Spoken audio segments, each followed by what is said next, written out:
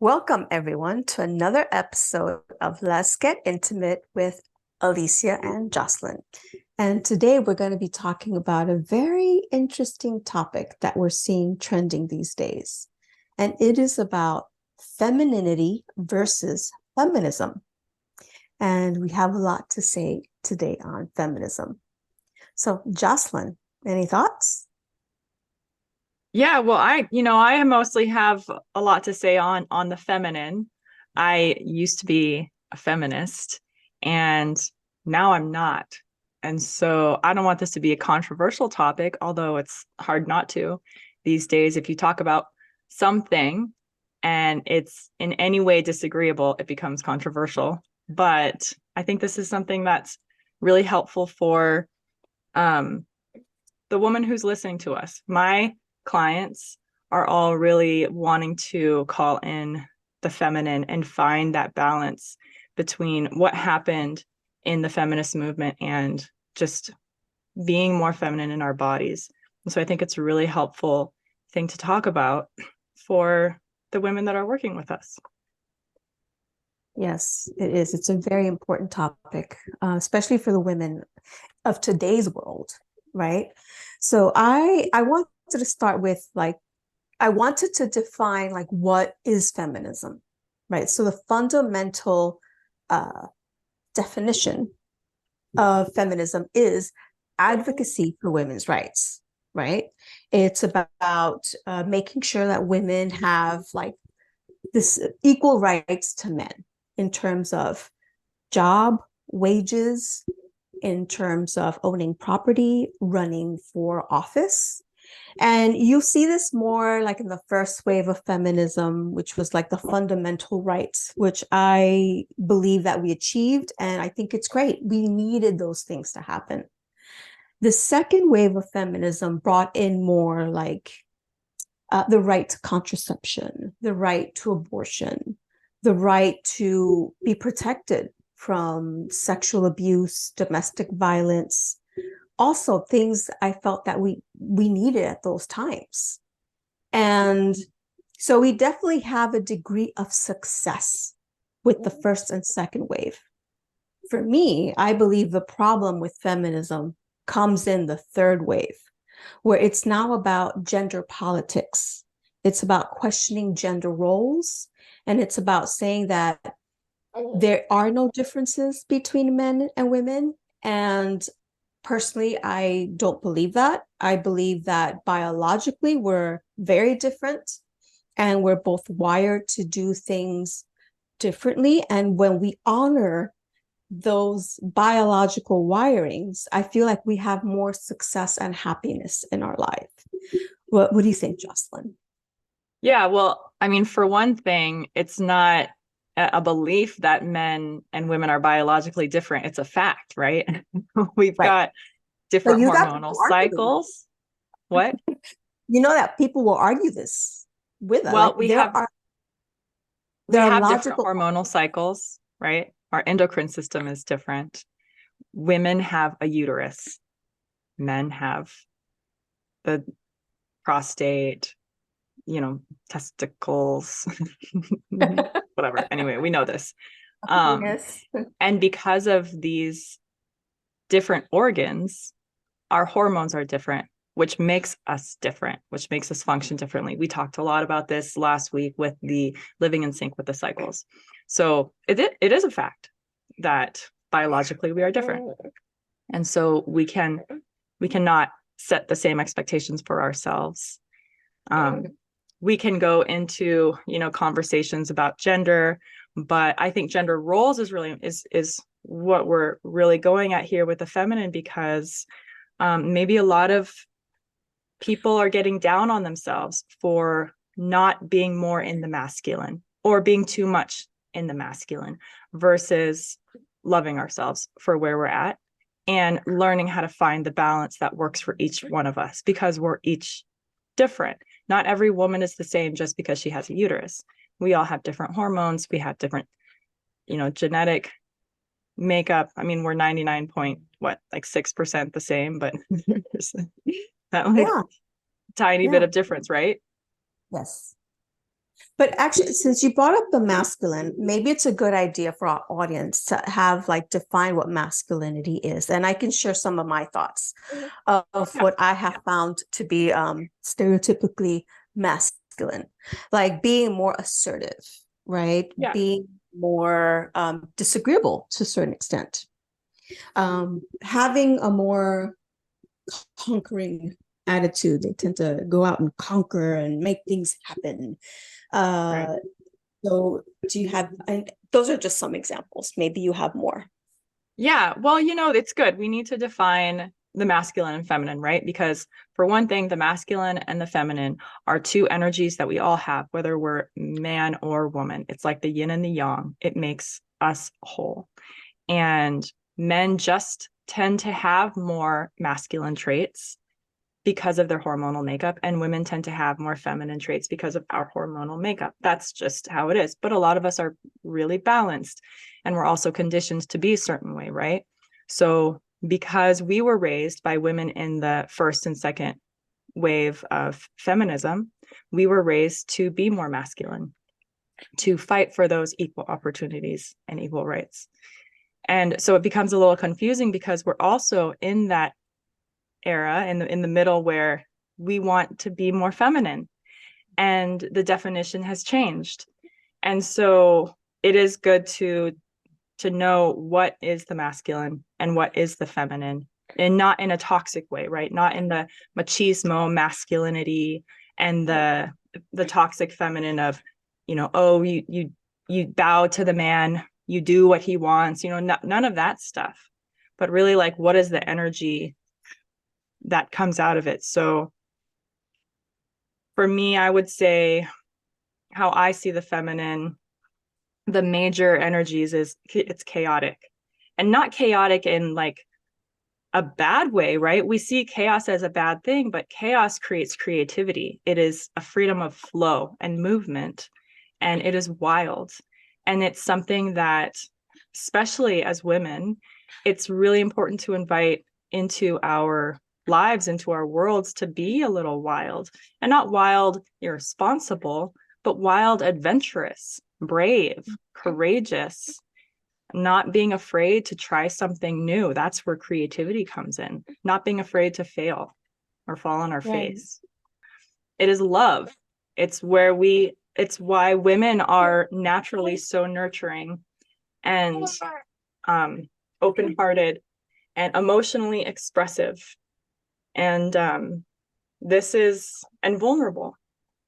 Yes. But the emotional expression is something that I think we really need to work on with men and women in the feminine, right? This is a new thing where it's expressing how you feel through your body rather than your words.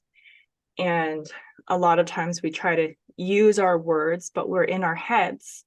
And the feminine is down here. It's down in the womb. It's down in the heart. It's in it's in the core of our body. That's where we're feeling things. And I think with the feminist movement and where I got out of feminism was that it was so heady. It was a Right. lot of a lot of discussing, arguing, a lot of competing. Fighting. Very masculine. The masculine is a competition. It's a thrive to take care of everyone, to fix things, to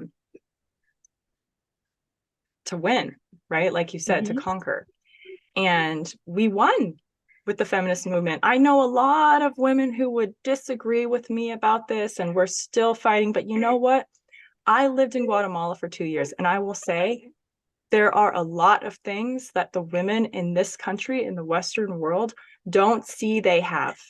That's right. We A take lot for of granted. freedom, a lot of opportunity and freedom that they don't see because we're stuck in our heads. But when you come into your body and you really feel, and you notice that we are so safe to express. We are safe to say, I don't want to be in this relationship. I don't want to Right. be in this job. I can find another job. Right. I I want a can, divorce. yeah, I want a divorce, right? I can get government assistance if I don't want to be with this person and I have a baby. Oh goodness, we've got a massive spit up going on with the baby. We have so much that we don't see and appreciate. And I think that's a lot of why I've stepped out of the feminist and stepped into the feminine, because the feminine is receiving.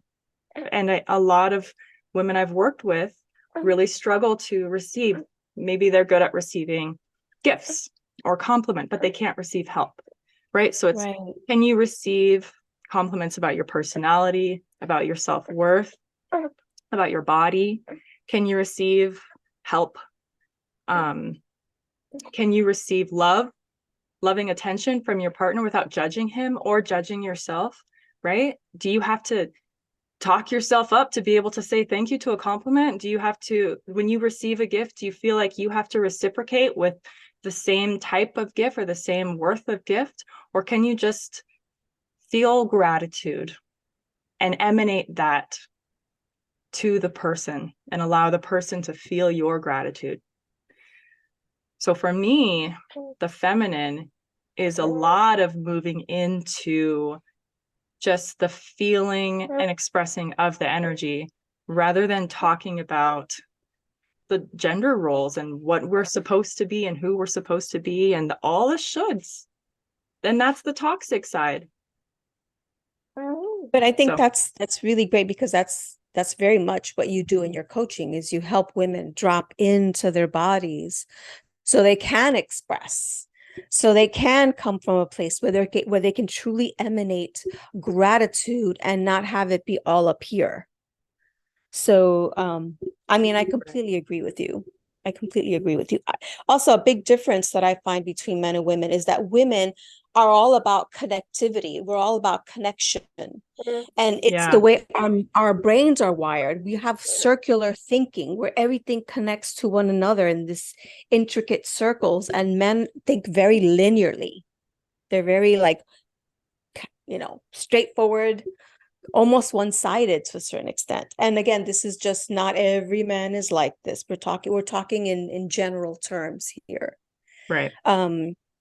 But it is part of the feminine to be more agreeable, to be more gentle, more nurturing, more, we have a innate softness, but that softness can become our superpower if we know how to use it.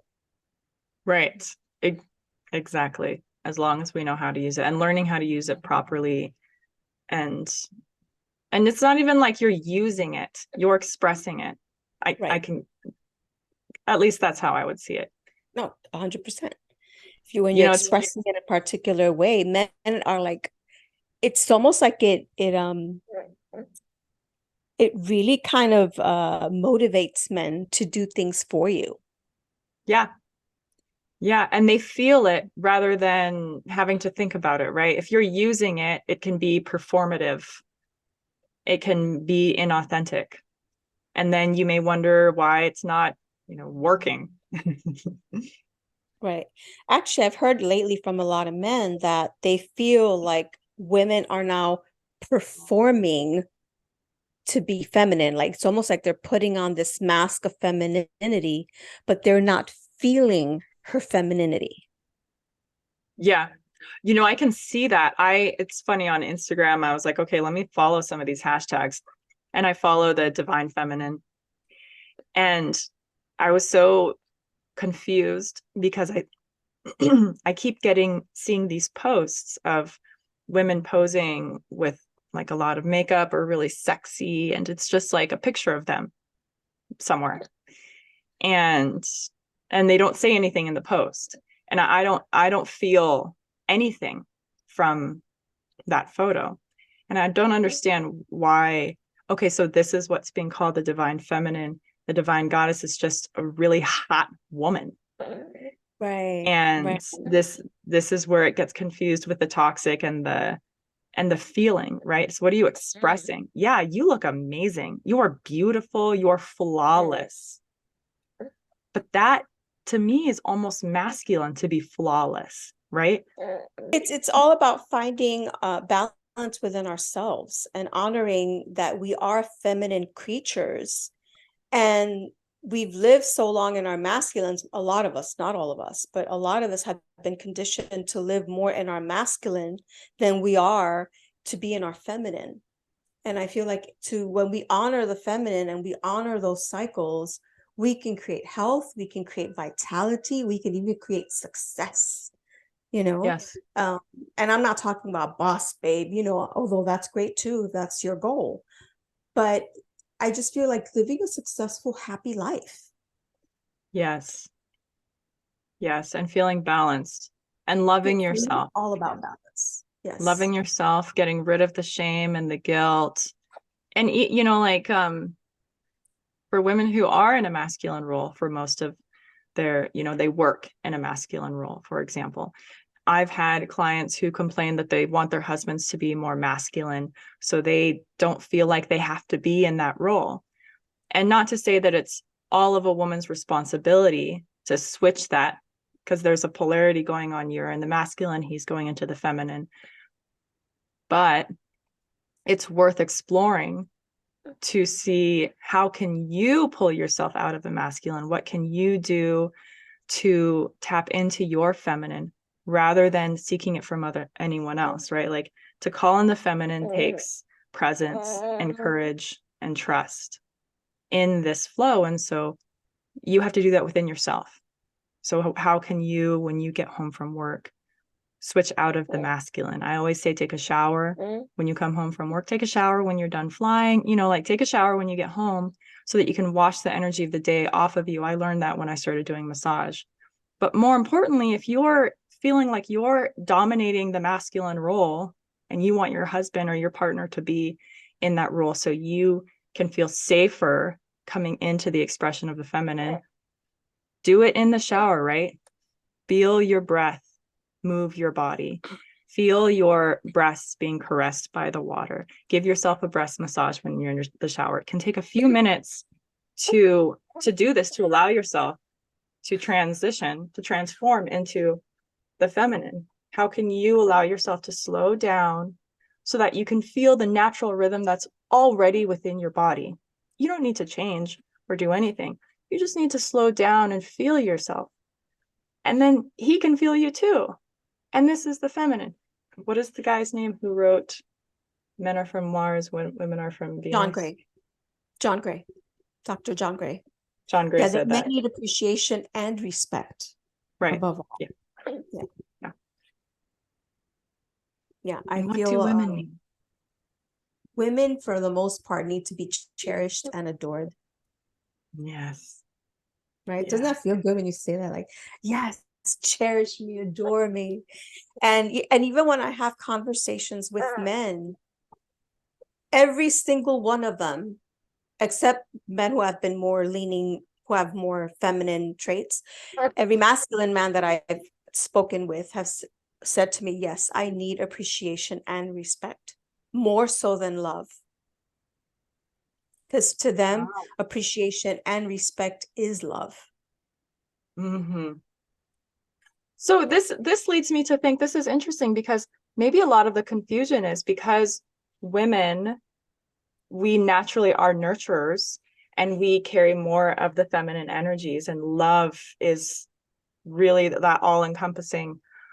But that's what we think. We give what we think we need to give. But you know what I think is actually what we're giving, what we think we need to give, is actually what we need to be giving ourselves. Yes. Yes. So you're giving to your partner what he doesn't need. It's what you need. Yes, exactly. Because when you step in and you start giving him more appreciation, more respect, automatically a healthy masculine man wants to cherish you. He wants to adore you. But certain things, like if he's being disrespected, you're coming home and you're nagging and complaining all the time. And you're like, baby, take out the trash. Like now, you know, all of that breeds little resentments that grow. And next thing you know, he doesn't want to do those things. You know, you have the most supportive partner, and there's a part of him that's going to be resentful and bitter. So there are ways that you can really encourage and inspire that in a man. But that comes with our superpower of softness, gentleness. We're naturally charming, but these are things we've forgotten because we live in a masculine world that honors masculine virtues. Right. And it's so in the head. It's like right brain, left brain, right? Logical brain, right brain, creative brain. It's almost in the same way. And we get upset because, oh, I have to do everything myself, but it doesn't have to. If we come from a more feminine embodied place, then everything can shift and transition in a way that naturally could occur. And maybe it doesn't. Maybe you're not with the right person, right? Or maybe you're alone and you really do have to do everything on your own. But there's always ways to find that balance, a masculine and feminine within yourself, to invite it within your body. I agree.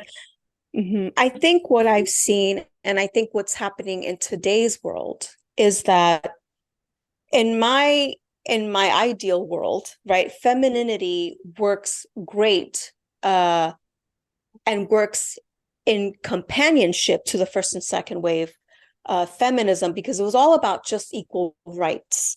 I think the problem that occurred was women thought they could do it all. Women thought that they could go out, go to work, raise kids, do everything at home, not realizing that the impact that it would have on our hormones, like that is complete burnout. We're not meant to, in my opinion, do both without support, right? There's no way. There's no way.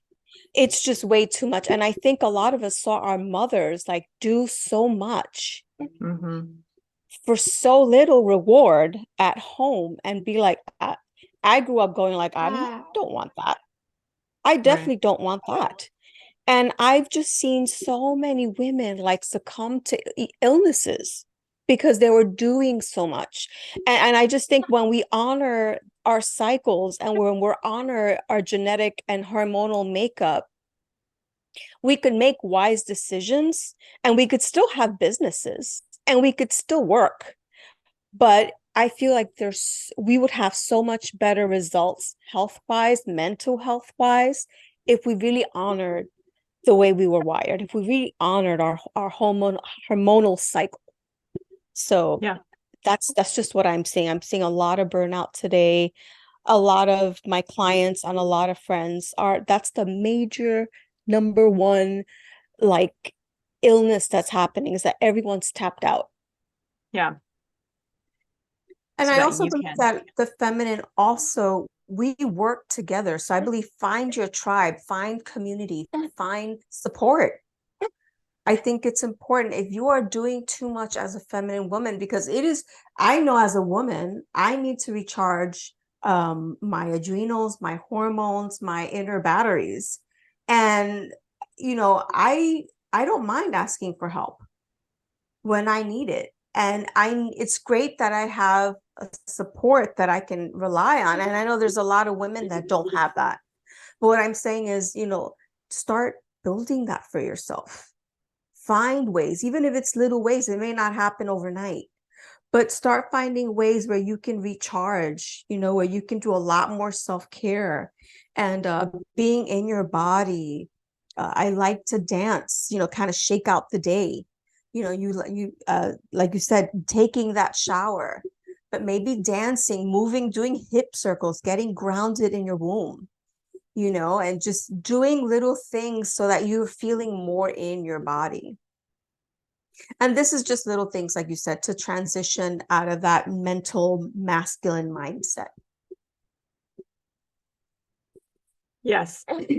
And inviting the balance, right? Where can you strengthen your masculine? The masculine is deep consciousness, right? Just a little bit of meditation. You don't have to sit and meditate like a Zen practitioner. It can be on a walk where you just take off your shoes and you ground into your feet and you feel your body and you allow your thoughts to drop into the ground through your feet, right? Like this is not this is not feminist. Feminist is, I feel like, I mean, I don't know. I feel like I don't read enough books and I'm not fighting the good fight and everything. But then I go to a third world country and I'm like, oh my gosh, what are we complaining about? We need to invite more feminine into our bodies now. It's like we've reached that level of equality in opportunity. I know in the corporate world, we're not quite there yet, but for the majority of women, we have reached that. And so now, like you said, really finding how to transition into getting more in touch with your feminine nature and also getting in touch with your masculine nature. Yes.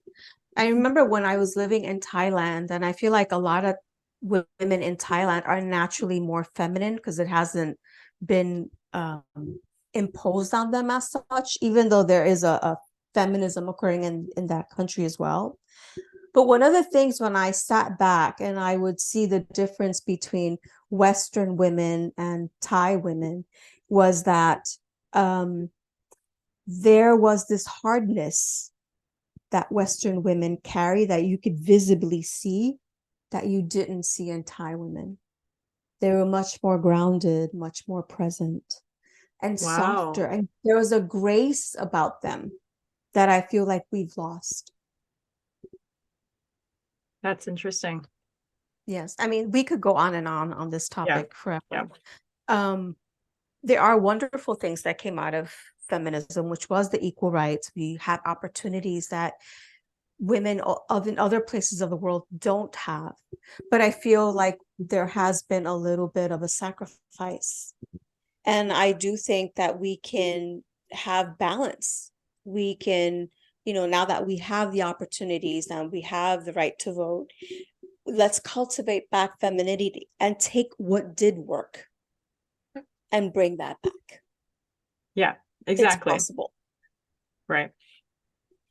It's possible. Well, this has been a great discussion on feminism and femininity and the 3 different waves of feminism. I'm glad that you touched on that because it was all so important to get us where we are today. And I'm so grateful and blessed to have been born in this country, in a place where the women before me, the women of my mom's generation, fought hard and sacrificed a lot so that I can be sitting here having this discussion with you.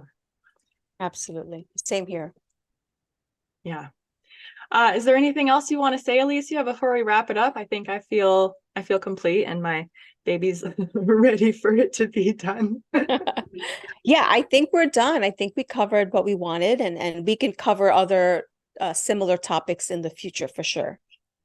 Yeah, there are little things we've talked about today that can be a whole topic of discussion. So that's why we'll just keep posting these every week. Stay tuned. Yes. Thank you, everyone. Until next time. All right. Bye.